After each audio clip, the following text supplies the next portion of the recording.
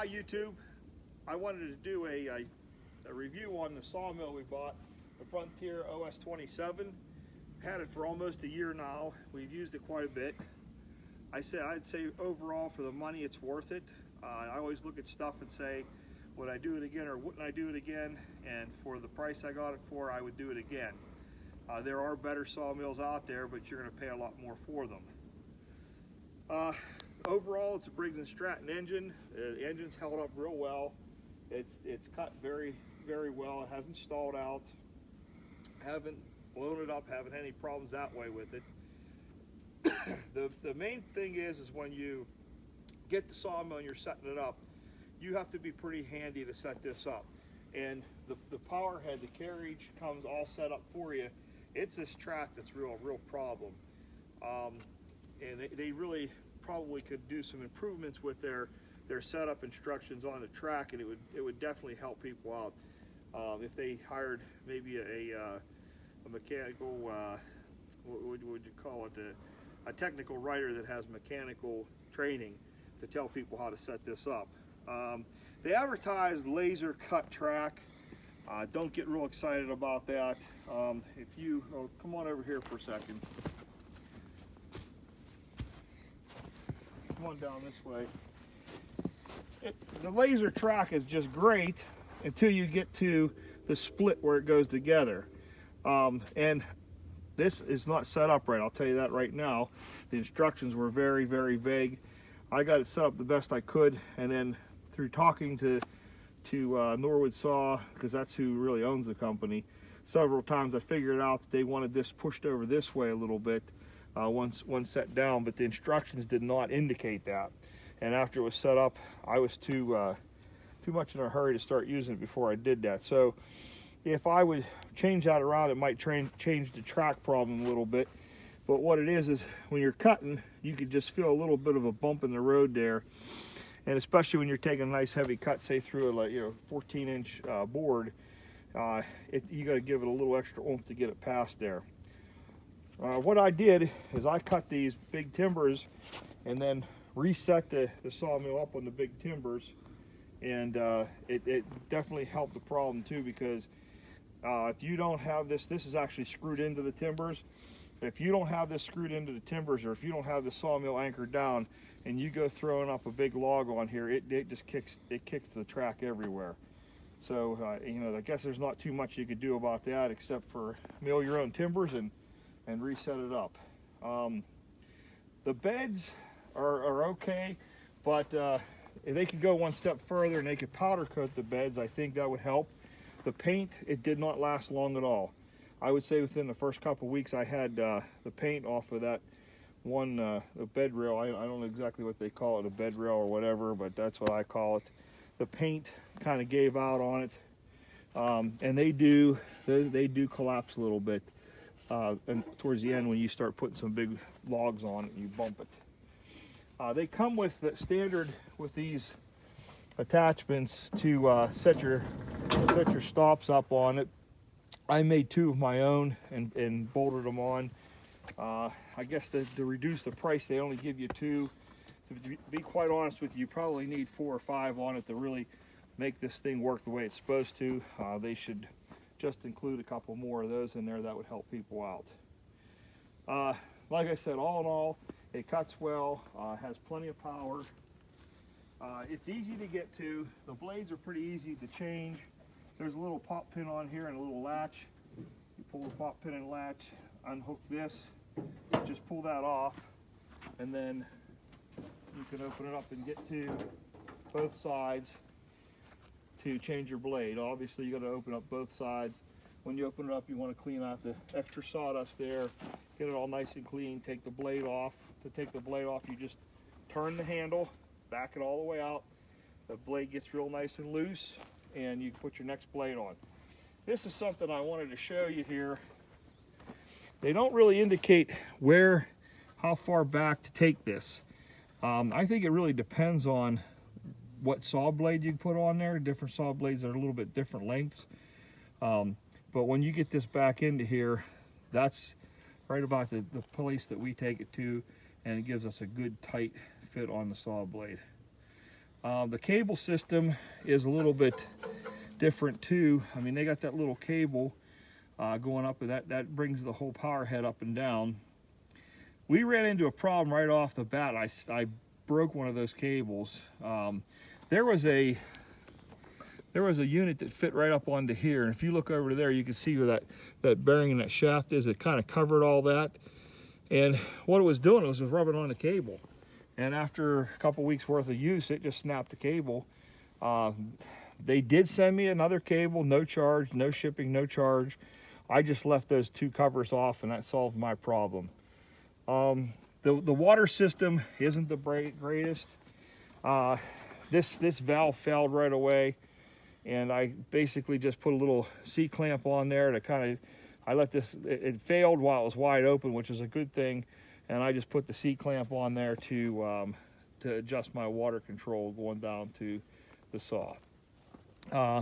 You have to keep this is their system for holding the head up and down. Keep it well oiled, and I was a little leery about that, but I got to tell you, the system works pretty well. It hasn't failed, and like I said, I've had it for about a year now. Once we got past that first cable problem on the other part of it, this has worked real well. It doesn't travel, it doesn't slip, it holds holds the dimension of the wood well. That's all I can really say. We're going to stop right now. We're going to get this log turned, and once we get the log turned, we'll go ahead and turn it back on and let you see it cut a little. When I start this, I don't know, every single time I start it, I put it on choke for some reason. If not, you got to crank it a lot. So just put it on choke. Once it starts, I'll take it off choke, and I'll be ready. I'm going to lower the head down a little bit.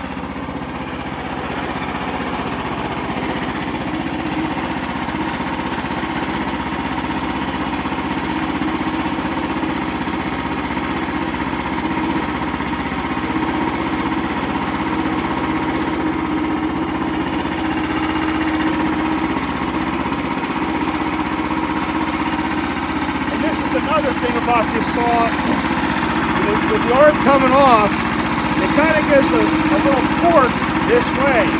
So when I cut, eventually what I'm going to do is I'm going to put a little bar across here. I can have to push on the bar. It works better when I'm cutting if I push the base here.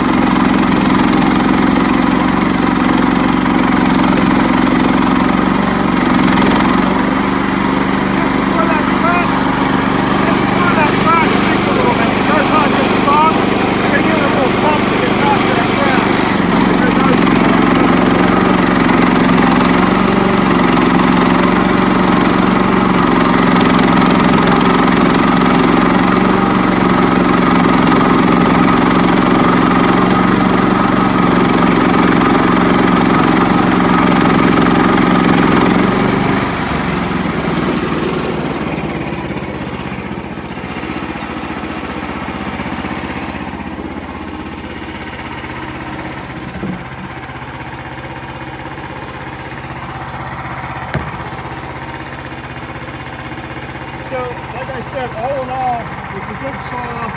It has a good clean cut to it.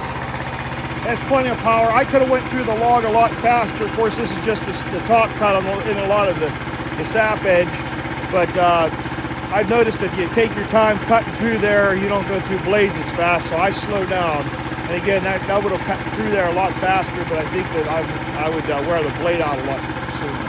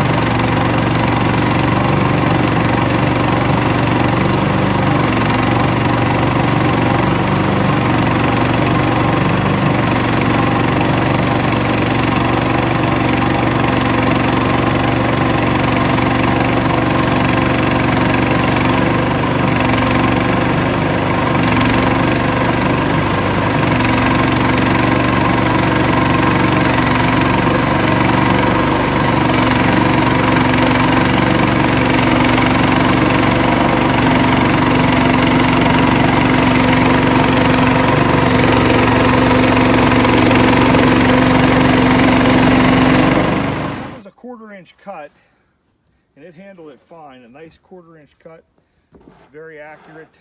You set it down this way. I wanted to add one thing. The blades that I'm using are from Wood Miser. They have a really good blade. It's a 747. The machine handles it well. It's a good machine. I can get the blades just a little bit cheaper from Wood Miser, and in my opinion, they're a little bit better blade than what the Frontier or Norwood offers.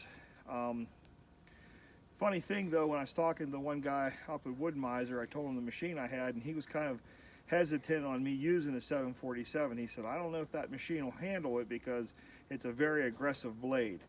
And but I tried it. The mill handles it fine. Good blade. So I just wanted to add that I was using a 747 blade from Wood Miser. Thanks for watching.